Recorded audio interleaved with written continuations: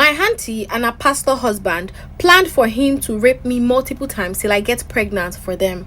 Story time. When you think you've heard the craziest shit in the world, another crazy would unlock. My mom passed away when I was 14 years old, and my dad had 2 other wives at that time. After my mom passed, life wasn't easy for me and my siblings. My dad had enough money to feed us, but my stepmoms made life miserable for me and my siblings. They stopped giving us food and only fed us at night when my daddy was around. Sometimes we even go to bed without eating all day. After I finished my WAEC around that year, I tried to reach out to my auntie who stayed in Asaba with her pastor husband. My auntie, on hearing me, was kind enough to take on me and my 2 younger siblings. My auntie was really kind to us and she treated me and my siblings like her biological children. My husband was being so nice to us as well. At first, I thought he was just being nice, but he was overdoing it. He was always staying too close to us, overplaying with us, until this man started showing his true colors when he took only me for a program he had in Warri. He did not take my auntie, his wife, with him, and his excuse was that I read better than my auntie. And he said he wanted somebody that would be able to help him read the Bible fluently.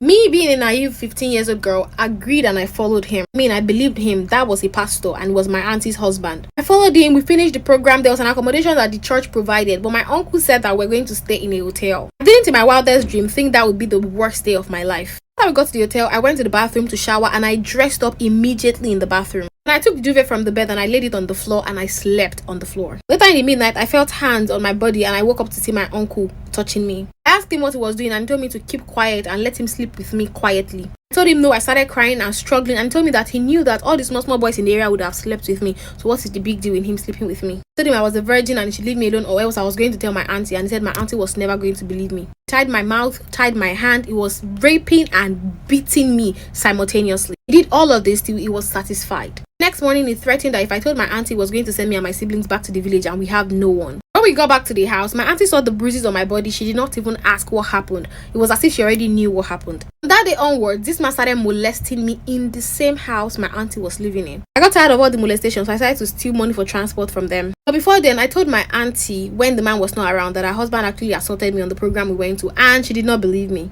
She said her husband could never do something like that I was only looking for an excuse to go back to the village. When the man came back, she told him what I told him, and this man beat the hell out of me. That was when I knew that I was in for a lot. Later that night, I dropped on my aunt and her husband having a conversation. I actually went to ease myself and it was middle of the night. That was when I heard. They had been married for so long without a child, so they came up with a plan that he would sleep with me till he got me pregnant. And they would somehow deceive me after the childbirth that the baby died. They would collect the baby from the hospital. Lucky for me, I did not get pregnant by her husband. I was so shocked that night that I prayed that they would never have a child of their own. That was the moment I started planning on how to steal money for transport fare so I can go back to the village with my younger siblings. I believe that starving and working at the farm would be better than me suffering from molestation and abuse. God so good to me, my auntie gave me her ATM card to withdraw money to cook for the house. That same day, she went to evening fellowship with her husband and her children without me and my siblings. We immediately packed our things and I withdrew 50,000 naira from the account. I'm even so lucky that the boss was about leaving before we arrived.